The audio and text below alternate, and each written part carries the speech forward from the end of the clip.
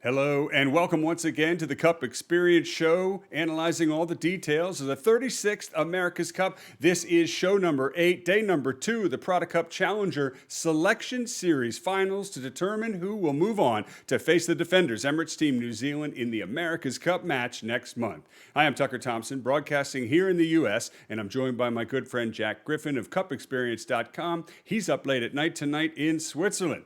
And Jack, in yesterday's show, you and I analyzed the performance characteristics of each team, and I, along with most of the sailing media, favored Britain's Ineos Team UK. But not you. You predicted Italy's Luna Rossa by a small margin, and after they won yesterday's 2 races yesterday, Jack, you were right. Well, Tucker, that was my intuition flowing full power through the right side of my brain. That was it. Well, however you were right, Jack, we're going to take a look at what happened and why. But right now, we begin with the sponsor 60 seconds to thank the companies that make the Cup Experience possible, beginning with Mount Gay Rum, the official sailor's rum. Find Mount Gay Rum at drizzly.com. Order your own cocktail set from Cocktail Courier on the link below, and then send us your watch party photos drinking the rum, and we'll put you right in our shows. Special thanks to SeaDeck Adhesive Foam Decking, which will literally transform the deck of your boat. It did for mine, and it did, of course, for American Magic as well. We'd like to thank our friends at AkzoNobel and their All Grip Fast Finishes. The sport's fastest yachts are finished with the All Grip Next Generation Top Coat HDT. And what about Raba and Birking Silver? Well, it's an amazing collection of silver with the American Magic brand, and that is now a collector's edition. So you can get cocktail tumblers, bottle coasters, serving trays, all with the American Magic logo, or customize them and put whatever you want on the Raba and Birking Silver. You can ask Jack for more information and order at AmericanMagic.cupexperience.com. And finally, thanks to Pellini Coffee, the official coffee supplier of New York Yacht Club American Magic, with its Pellini Top 100% Arabica Espresso. Pellini Coffee, keeping sailors energized. You can find it online at Amazon.com.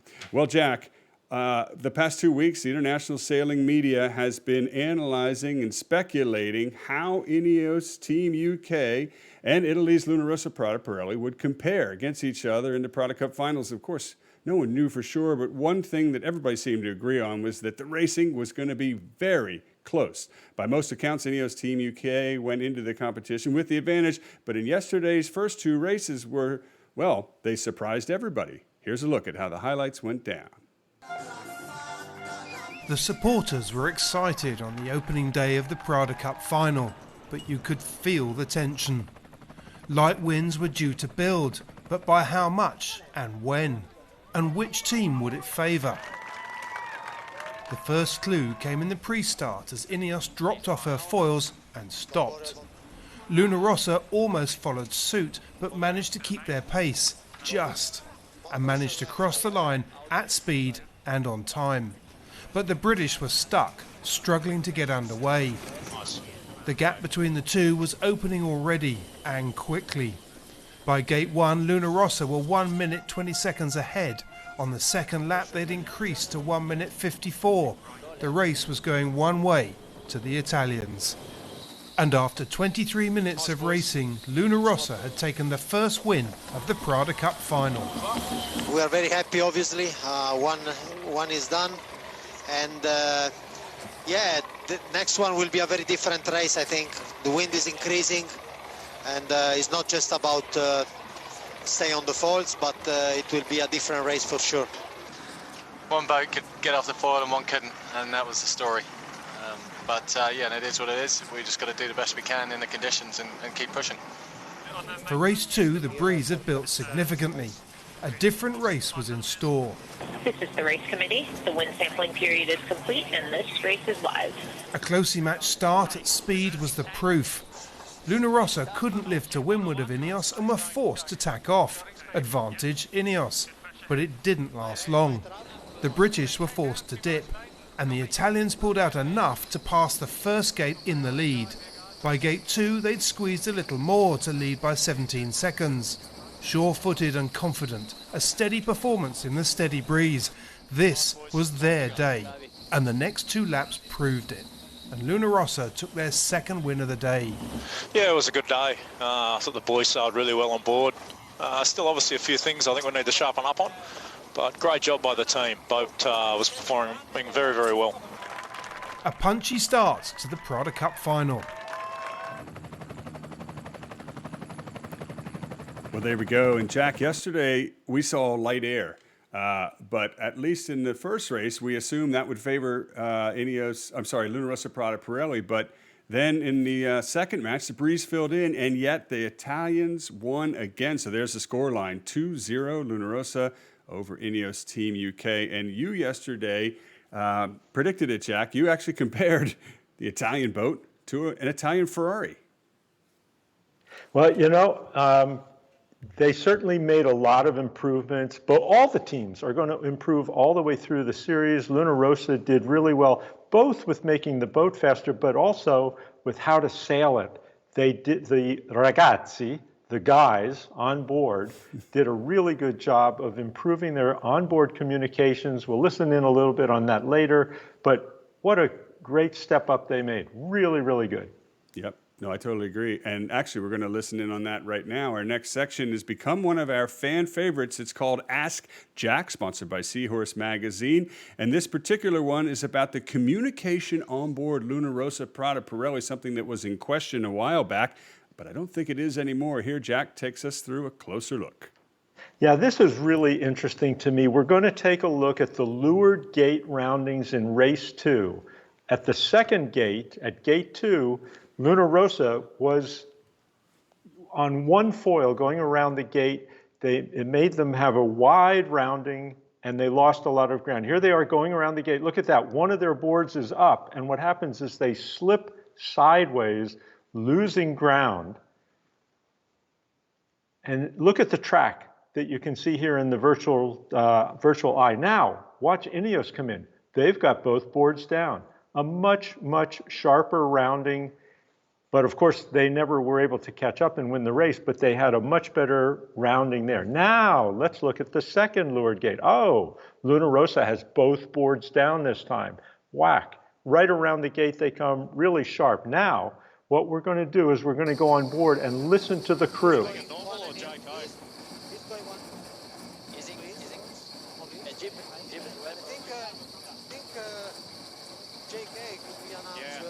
Especially if he's one lane right. Yeah, it's okay. No, actually going in normal. Copy.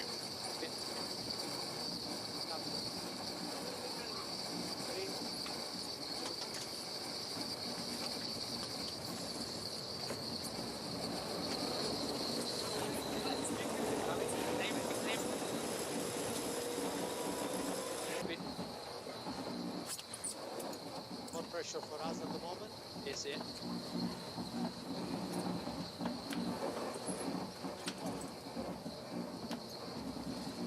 Decide what. Be square gate, I think it's good to take the right mark and stay in the pressure. Yeah.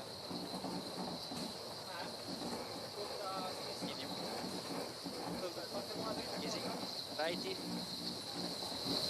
Down. Okay. Angle good. I think one and in right, guys. Decent pressure here. Yeah, sounds good. Very good pressure now. And also right phase.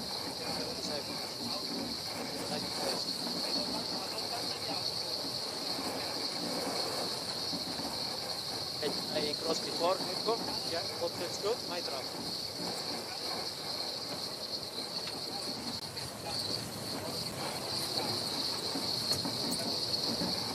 Okay, my trap. Your trap. See? Bye, guys. Yeah, visually it's looking good. 2, 1, down.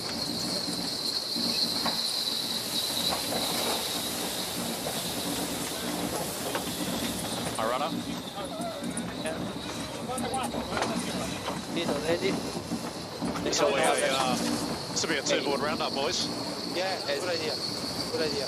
The other one was marginal. Yeah. Okay, just give me a little trim on here. I just want to take a bit of depth. Coming. Boards down on 3, 2, 1. Oh, boys, turning in 3, 2, 1. Here we go. Okay.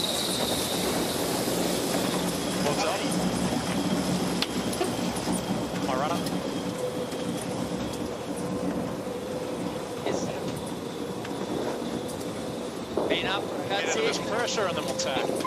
And Cunningham up. Stand a little further, go to this next puff.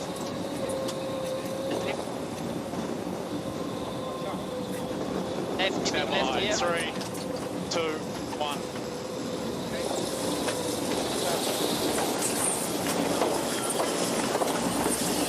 My right, my brother.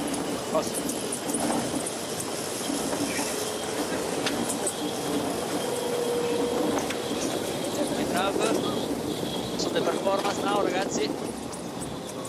And coming up.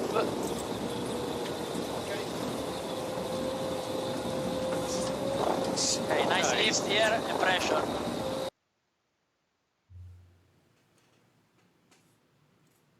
Jack, that was a marked difference from the Luna Rossa we saw a few races ago against Ineos Team UK, wasn't it? Yeah, it was. And, you know, I love listening to them. Piero Cibello, the mainsail trimmer, is much more involved in the tactics. I love when he calls out to the ragazzi that he wants more power. When you hear ragazzi, that means the grinders have got to turn the handles harder. And I really like listening to Jimmy and Keko talking about what to do. Now, they made the wrong decision at that first lured gate round in gate 2, but they got it right on the second one. They're improving even during a race. Very, very impressive the way they're getting the crew communications and the boat handling working. Yeah, I thought it was impressive too because, you know, the last time they raced Ineos Team UK, it was very obvious that they weren't sure of each other, who's going to do what, how it's going to happen, who's in charge. And in that segment that you just put together, it was very complimentary, very calm. They were asking questions of each other. They were getting answers. Then they were getting a mutual agreement. Then the plan occurred. That's how it should happen, right? Yeah, and you know, that's one of the things they talked about, and Max Serena talked about it in the press conference as well. He pointed out that it wasn't just improvements to the boat to make the boat faster, it was improvements to the comms and the way they're racing the boat, not just sailing it, but racing it. Mm. Well, next I want to talk about Ben Ainsley and Ineos Team UK. This is a photo from yesterday's press conference, Jack, and why I put this in here, what strikes me is the body language. You can clearly see how each of these skippers feel. Ben Ainsley, wound tight, his lips are pursed. You know, he's sitting sort of, his legs sort of down and a bit of a scowl. And look at Keko, legs crossed, sitting back in his chair. He's pretty confident, isn't he? Yeah, it's funny how your body language is when you win or whether you lose. But, you know, Ben must be really frustrated because it was boat speed. They were, and you know, in the first race, they were just, Shirley Robertson said it, they were Velcroed to the water. They could not lift off in that light air. What a frustration that must have been for him. Yeah, in fact, I've been saying this all along, and I thought for a while I was going to be eating my words. But this boat, now, I have to be fair, this photo actually looks really good of them, but if you look really close, their aerodynamic treatment, both with the shape of the hull, the big bustle underneath, and even on deck, look how all the grinders, all those red helmets are sort of up in the airstream, the slipstream, if you will, compared to how smooth Ineos has treated their aero package. So when they say they can't get much more performance in light air, I think they might be right. They might have tried just about all the macro things they can do, and to be fair, they've done a lot. But even Ben Ainsley admits that they still have a weakness in under 10 knots against the Italians. Here's a look at what he had to say in yesterday's press conference. Well, first of all, you can never give up, and you're just never sure what might happen with these boats. Someone might have a mechanical issue or you know, make a mistake in a maneuver, and you can gain 300-400 meters in an instant. So you've got to keep going. I think for us, certainly being well documented, lighter airs is not our preferred condition. So whatever we can do to try and learn, evaluate our performance against Luna Rossa, who have been, I think, probably the standout team in the lighter airs. That's a good opportunity for us. So that's really how you got to place it in your mindset with your team. Keep going. We're not happy to be 2-0 down, but we're going to keep fighting hard. We're going to come out and race harder and push harder and try and get those races back. I think they're two very even teams, over 10 knots of wind. I think you put either sailing team in either boat, and they could win. But in the lighter airs, yeah, Luna Rossa has an edge on speed than us. That's been the case since we started sailing here. I think we're getting slightly closer, but we're not as close as we need to be. So we've got to keep pushing hard to find that extra speed in the lighter airs. Today we came up short. Tomorrow we won't. Jack, I know that you have watched Ben Ainsley a lot in his career, as I have, and you've certainly seen him speak publicly before. Did you pick up on that last sentence, and particularly the wording he used? Because a lot of these helmsmen, when they talk in the press conference, they're kind of respectful. We hope we'll win. Those other guys are really good. They're tough to beat. On any given day, it could go either way. But then Ben changed his tone just for a subtle second right at the end, and he didn't say, we hope to win tomorrow. He promised the entire world, we're going to. Did you notice that? Oh, absolutely. I noticed that. And, you know, Ben, he is like all champions, but more so, I mean, he detests losing. And I think that was anger. You know, I compliment him for keeping it in check to the extent he did, but I think that was anger that came out there. No, I totally agree. And I think the bear has been poked. Like I said, we've been watching his career. It's always been a bit of a roller coaster, to be fair. And I think that's kind of Ben's mode. He tends to go up and do successfully well, and then he has a drop. I mean, look at his track record through the Olympics and through AC35 in the World Series, for example, where his team ended up dominant. But they would win a World Series event. There were 9 total. And then the next one, they'd tank. You know, they'd get like a 5th or something like that. And then he'd get mad, I'm assuming, and he'd come back and win the next one. And it got to the point where I could literally predict it. I remember in New York when I saw a big picture of his team above the New York Stock Exchange, and I told my co-commentator, Ben's not going to do well in this regatta. He said, why? I said, well, because his picture's all over the New York Stock Exchange, which tells me he's not focused on this regatta, and that was one of his worst ones. And then we went back to Fukuoka, Japan, Jack, and it was miraculous. In fact, it wasn't pretty. He was over the line early in the last race. In a 15-minute race in one design catamarans with the best sailors in the world, he went back and cleared or slowed down after being over early, came back and passed all the other teams, won the race, won the regatta, won the entire World Series. So what's my prediction? If we go back to the roller coaster, I think we've just seen Ben Ainsley on a downswing, and that's probably a good thing, because when that happens to Ben, watch out. And that's my prediction for Ben Ainsley. Now, let's shift over to our good friend Francesco Bruni. He's having a great time, and this picture shows it. I had a chance to check in with him, and he gives us some insight on what it's like for him aboard Luna Rossa Prada Pirelli. Francesco, how are you? I'm very well. I'm very well, Tucker. How are you? I'm very good, Keko. And I want to start out with something that I've noticed on TV. Of all the helmsmen in this event, I have to be honest, you seem to be having the most fun of anybody out there. And I just want to find out, why is that? How much fun are you having driving an AC75?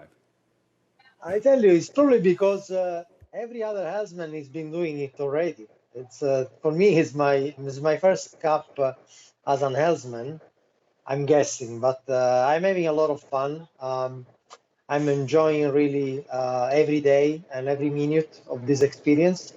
And yeah, that's probably the reason. I mean, Jimmy, Peter Berling, and Dean, they've all been, and Ben, they've all been, they're all done this experience before. For me, it's the first time. But given your setup, you only get to sail half of the event. Well, I get. I'm just kidding. Yes, that's true. No, that's true. And maybe next time it will be the full event. No, but what's special, and I mean this seriously, is your pure enjoyment of the sport of sailing and your excitement for driving a boat that most people on the planet will never get a chance to do comes across on television, which is rare. It's actually hard to generate that level of emotion. So you are bringing us on board Luna Rossa with you, and I want to thank you for that. And I was wondering if you can just describe what What is it like to go that fast, to be on the edge of control, and to do something that most people in sailing can't relate to? I tell you, I just try to be myself. I'm not. It doesn't come hard for me, and I'm not very good on hiding emotions. And steering these boats is very emotional. You guys are the only team to employ the dual helm setup, with you driving on port, Jimmy Spithill driving on starboard. How well does that work? What are the advantage that gives you guys on the race course, and what are some of the potential issues that with that setup that you guys might have to work around? Well, I think that we all feel that the gains are probably in the turns and in the maneuvers. Having the possibility to always have control of the boat and not having to run from one side to another. We felt that was a big gain there, and we still are convinced of it. So probably that's, if I have to probably rate all the positives, this is probably the first one. The hardest one is probably for our wing trimmer, main trimmer, Pietro Sibello, that he has to sort of match, adapt himself to two different drivers.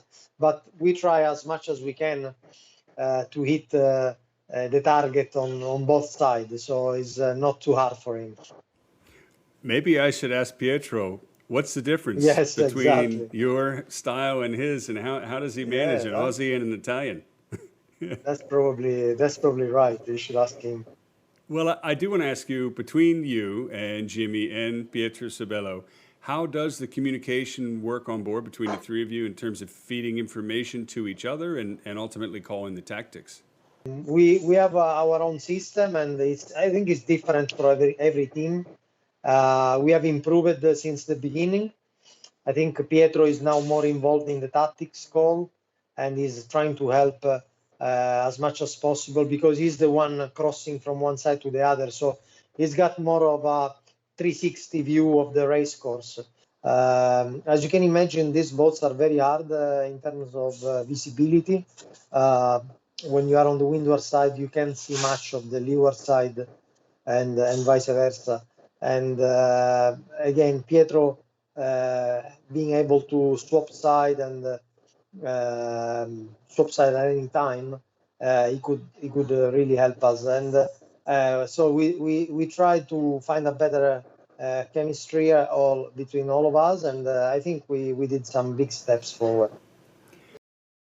They definitely did some big steps forward, Jack. And what Keko just told us backed up what you were saying in your segment, didn't it? Yeah, they've worked it out. Now, it wasn't working as well in the beginning, but with Pietro getting more confident and being encouraged by the team to contribute more to the communications, it has really helped them. Yeah, and the performance shows in the scorecard, 2-0 to the Brits. So tonight we continue, but first we want to thank all of our viewers again for their comments, and they have been rolling in as so many thousands of people are finally looking at our shows, and more importantly, Jack, enjoying them. Here's some of the comments, some of my favorites. England all the way, lads. That might have been Ben tuning in. Luna Rossa, go, go, go. And then I like this one. I wouldn't bet on the outcome of this, and that's something that I think you and I could probably both agree on. So thanks to all of our viewers. Keep the comments coming. We still have a Facebook poll online. Yesterday it was, 72 to 28% UK. We're going to refresh that poll after tonight's races. And Jack, we might see some differences of opinion. I'm going to continue to back Ineos Team UK for a couple reasons. Number one, I think that other than the light air, they're strong. Number two, I think that Ben Ainsley's angry, and that's never a good thing. And I love the Italians. I think they have a better looking boat, and I really like Keko and Jimmy. But I also think personally, and this is outside of anything else, personally, I think it would be an amazing story for the regatta if it went back to where it first started. It'd be better if it goes to either of those two teams, with all due respect to the Kiwis, because it's never been to either of those countries. So anyway, jump on tomorrow. Onward, we'll be updating our Facebook polls periodically throughout this competition. The schedule for tonight's races, 2 more, Ineos Team UK and Luna Rossa Prada Pirelli. The breeze is, I think, going to be a little bit up. And Jack, you're going to tell us about that. What can we expect in the weather conditions? Yeah, for sure. Stronger wind and a rougher sea state out where they were yesterday on course A. So today they'll be on course E down by Waiheke Island. Okay, course E. So that's one we haven't spent a lot of time on. We have to see what happens there. And you can, if you haven't figured out already by now, you can watch it on NBC Sportsnet delayed or watch it live online on NBC Sports Gold.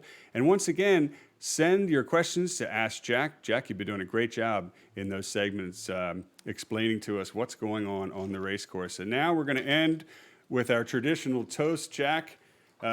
Who's going to win? Here's to, well, let's see. For a rum drink here, sponsored by Mount Gay, I'll take Ineos Team UK. Cheers to you. Cheers. Your call?